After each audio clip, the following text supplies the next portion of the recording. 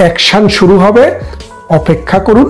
China, India এবং Russia এক হয়ে গেছে এক্ষেত্রে যে দক্ষিণ পূর্ব এশিয়াতে এই আমেরিকাকে ঢুকতে দিব না। আর আমেরিকার দালাল যে ইউনুস, এই ইউনুসকে এই খবরটি পৌঁছে দেওয়ার জন্যই এই প্রধান সেনাপতি গিয়েছেন। প্রধান সেনাপতি গতবারে বক্তৃতায় কি বলেছিলেন যে দেশের সার্বভৌমত্ব, আমি আপনাদেরকে সতর্ক করছি, দেশের সার্বভৌমত্ব বিনষ্ট হবে। বলেনি দেশে এনার্কি হবে, বিশৃঙ্খল হবে, বলেছে সার্বভৌমত্ব চলে যাবে। সার্বভৌমত্ব কখন যায় আপনারা বুঝতে পারছেন? ভারত বলে দিয়েছে, ভারতের অথরিটি বলে দিয়েছে যে আমেরিকার সাথে দহরম মহরম করে আপনারা বঙ্গোপসাগর দেওয়া, কক্সবাজারে দেওয়া এবং ওই যে মিয়ানমারের সাথে একটি করিডোর দেওয়া, এইসব সব কিছু থেকে বাংলাদেশকে বেরিয়ে আসতে হবে। এক, দ্বিতীয়ত যত দ্রুত সম্ভব গণতান্ত্রিক সরকারের কাছে ক্ষমতা হস্তান্তর করতে হবে, তা না হলে বাংলাদেশে যে মৌলবাদ, যে জঙ্গিবাদের উত্থান হচ্ছে, এটা দক্ষিণ পূর্ব এশিয়াকে অশান্ত করবে। তিন হচ্ছে আমেরিকার তাবেদার, যেই সব আমেরিকার টাকা খেয়ে জামাত, এনসিপি এবং ডক্টর ইউনূস গং যে আকাম কুকাম বাংলাদেশে চালাচ্ছে, মানুষকে যেভাবে হত্যা, নির্যাতন, দর্শন করছে, এতে করে এই অঞ্চলের স্থিতিশীলতা বিনষ্ট হচ্ছে। যত দ্রুত সম্ভব সুষ্ঠু নির্বাচনের মাধ্যমে, অংশগ্রহণমূলক এবং ফ্রি অ্যান্ড ফেয়ার ইলেকশনের মাধ্যমে ক্ষমতা হস্তান্তর করে দিতে হবে।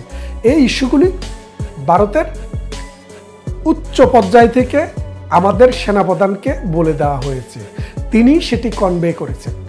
কনভে করে যেই সব জায়গাগুলো কনস্টিটিউশন পজিশন, তাদের কাছে গিয়ে খবরটি বলেছেন। এখন এই খবর পাওয়ার পর এই খবরটি আবার বিএনপির কাছেও ডিপ্লোম্যাটিকভাবে কনভে করা হয়েছে। বিএনপিকে বলা হয়েছে যে আপনারা যদি আওয়ামী লীগকে ব্যান্ড, জাতীয় পার্টিকে ব্যান্ড, 14 দলকে ব্যান্ড, এই মবের দাবিকে সমর্থন করে যদি কোনোভাবে এই ম্যানিপুলেটেড ক্ষমতায় আসার চেষ্টা করেন, তাহলে আপনাদের আয়ু হবে কচু পাতার পানির মতো, ক্ষমতায় যেতে পারবেন, ক্ষমতার স্বাদ আপনারা পাবেন না। এই কথা শোনার পর বিএনপিরও একটু পায়ের নিচের মাটিটা কেঁপে উঠছে। কি বলে, ভারতের মতো শক্তিশালী রাষ্ট্র, যাদের সাথে এখন চীন জয়েন করেছে, যাদের সাথে রাশিয়া জয়েন করেছে, আজকে যদি ভারতের কথা মতো যদি স্টেটমেন্ট আমরা না দেই, ভারতের কথাকে যদি অগ্রাহ্য করি, তাহলে আমাদের ভাগ্যে কি আছে নোবডি নোজ। তাড়াতাড়ি এই বিএনপি তাদের প্রেসিডিয়াম কমিটি, যেটাকে বলে স্থায়ী কমিটি, সেই কমিটি মিটিং করলো। মিটিং করলে ঘোষণা দিল যে আমরা কোনো দলকে নিষিদ্ধ করার পক্ষে নই। এবং সাথে সাথে আরো একটি কথা বলেছেন যে আমরা পিআর পদ্ধতিতে যে ভোট, সেই ভোট নিয়ে আমরা নির্বাচন হতে দেব না, অর্থাৎ আমরা সেই পক্ষে নেই।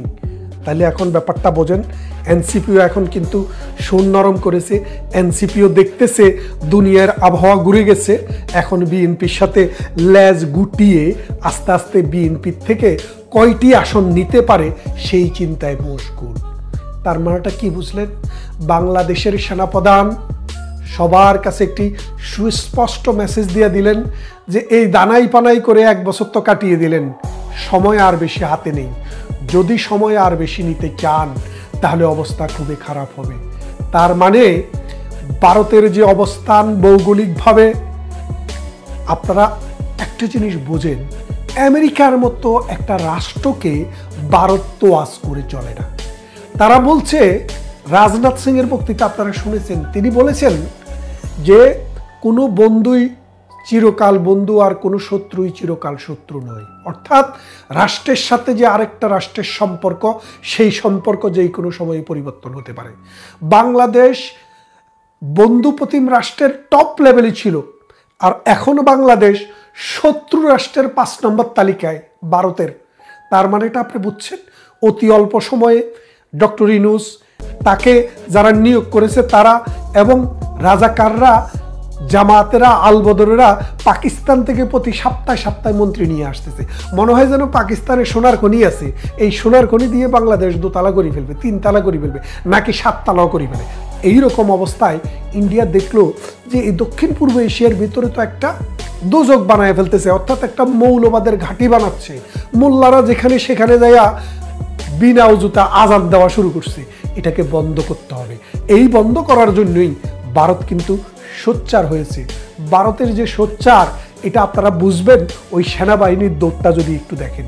সেনাবাহিনী কিন্তু এমন দৌড় দৌড়িয়েছে, একবার চিফ জাস্টিস, একবার প্রধান উপদেষ্টা, আরেকবার প্রেসিডেন্ট, আর বড় কোনো জায়গা নাই দেখে তারা যেতে পারেননি। এর বাইরেও বিএনপির সাথে, এনসিপির সাথে, জামায়াতের সাথে তাদের ফোনে বা বিভিন্ন মাধ্যমে আলোচনা হয়েছে। আলোচনা হওয়ার পর যেই অনুসিদ্ধান্ত হলো সেটি হলো অতি শীঘ্রই জামাত আসুক বা না আসুক ডাজেন্ট ম্যাটার, নির্বাচন করে ফেলতে হবে এবং এক্সিস্টিং পদ্ধতিতেই বাংলাদেশের সংবিধানের অধীনেই নির্বাচনটি হতে হবে। তাহলে বোঝেন, এখন জামাত বলছে যে আমরা নির্বাচনে অংশগ্রহণ করব না, কি না হলে পিআর পদ্ধতি না হলে। কেন বলছে দেখেন, কিছুদিন আগে একটি জরিপ হয়েছে। জরিপটি কারা করেছে? ব্র্যাক করেছে।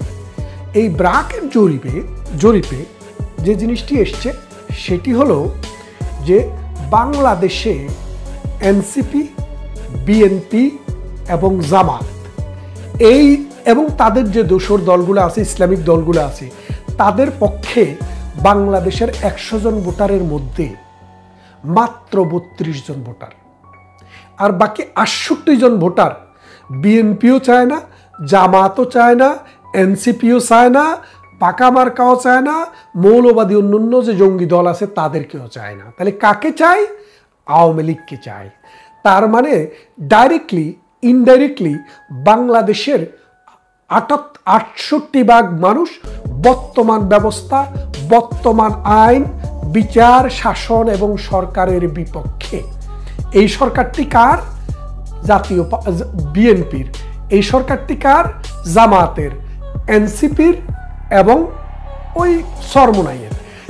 এই সরকারের যে অবস্থান আজকে, এই অবস্থানের উপরে ভিত্তি করে যে জরিপটি হয়েছে, বাংলাদেশের মানুষ ক্লিয়ার জবাব দিয়েছে যে আমরা এই সরকার, এই জামাত, এই বিএনপি, এই এনসিপিকে চাই না। আমাদের দেশকে যারা ভালো চালিয়েছে এবং ভালো চালাতে পারবে, যারা এই দেশকে উন্নত করতে পারবে, মানুষের জীবন বদলাতে পারবে, সমাজ বদলাতে পারবে, মাথাপিছু আয় বৃদ্ধি করতে পারবে, শিক্ষা ঘরে ঘরে পৌঁছিয়ে দিতে পারবে, বিদ্যুতের আলো ঘরে ঘরে দিতে পারবে, ট্রান্সপোর্টেশন, কমিউনিকেশন, হেলথ বাড়াতে পারবে, আমরা তাদেরকে চাই। গত 15 বছর থেকে প্রধানমন্ত্রী শেখ হাসিনা একটা গরিব রাষ্ট্রকে এমন একটা জায়গায় নিয়ে গিয়েছে, পাকিস্তানের চাইতে 2.5 গুণ বেশি ধনী হচ্ছে বাংলাদেশ, শ্রীলঙ্কার চাইতে 3 গুণ ধনী হচ্ছে বাংলাদেশ, নেপাল, ভুটান, আফগানিস্তান, মায়ানমার, এদের কথা আর বললাম না। তাইলে আপনি হিসেব করে দেখেন যে দক্ষিণ পূর্ব এশিয়ার এই দেশটিকে অশান্ত করার জন্য ডক্টর ইউনূস নিয়োগ করেছিলেন পিয়ার পাম, ওই আমেরিকা থেকে লবিস্ট নিয়োগ করেছিল। আপনারা জানেন আবু বক্কর মোল্লা নামে জামাতের ইউরোপীয় মুখপাত্র নামে একজন ব্যারিস্টার আছে, যার সাথে আমারও ব্যক্তিগত সখ্যতা আছে, পরিচয় আছে, এবং অসংখ্য টেলিভিশন শোতে, অন্তত 50টি টেলিভিশন শোতে তার সাথে আমি কথা বলেছি।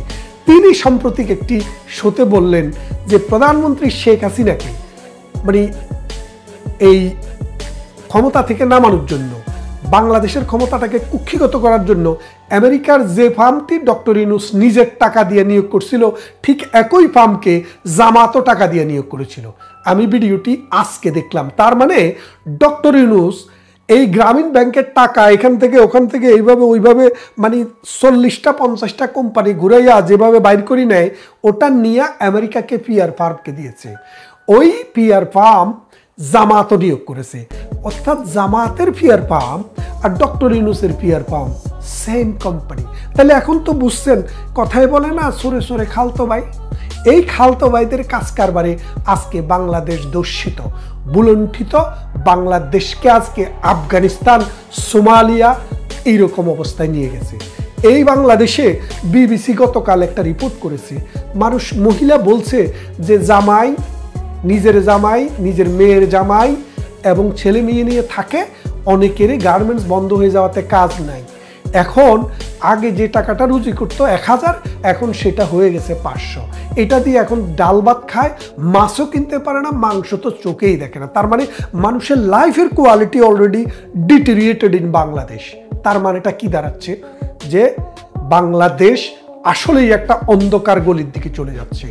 ভারত এখন যে উদ্যোগ নিয়েছে, ভারতের কথা হচ্ছে বাংলাদেশের মানুষের শাসন করবে, এটাতে আমাদের কোনো সমস্যা নেই, কিন্তু বাংলাদেশ আইনের ভিত্তিতে শাসিত হতে হবে। বাংলাদেশে মৌলবাদী আসতে পারবে না, জঙ্গি আসতে পারবে না, অনির্বাচিত সরকার আসতে পারবে না। যারা দেশের স্বার্থকে, ভারতের পেটের ভিতরের বাংলাদেশের স্বার্থকে আমেরিকার কাছে বিক্রি করে বাংলাদেশের বন্দর দিয়ে দিবে, বাংলাদেশে সি পোর্ট করতে দিবে এবং বাংলাদেশের করিডোর দিয়া বার্মাকে দ্বিখণ্ডিত করবে, এইরকম অবস্থা যদি হতে যায়, তাহলে ভারতও বলেছে তারা আর বরদাস্ত করবে না এবং তারা যেই কোনো সময়ে ব্যবস্থা নিতে পারে। ভারত যদি ব্যবস্থা নেয়, কি ব্যবস্থা নিতে পারে সেটা আপনারাও জানেন, আমরাও জানি।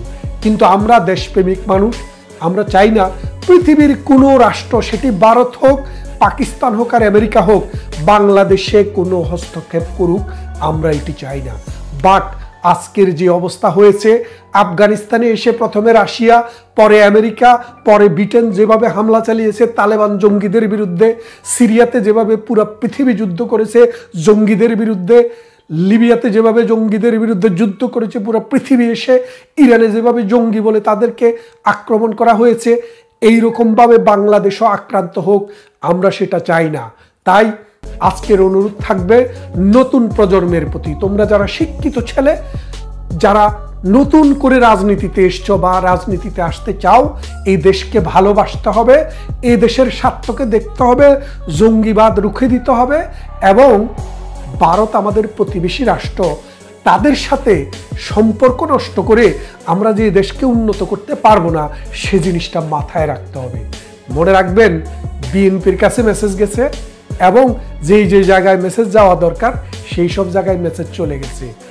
অ্যাকশন শুরু হবে, অপেক্ষা করুন, পরবর্তী ভিডিওতে আরও বিস্তারিত বলবো।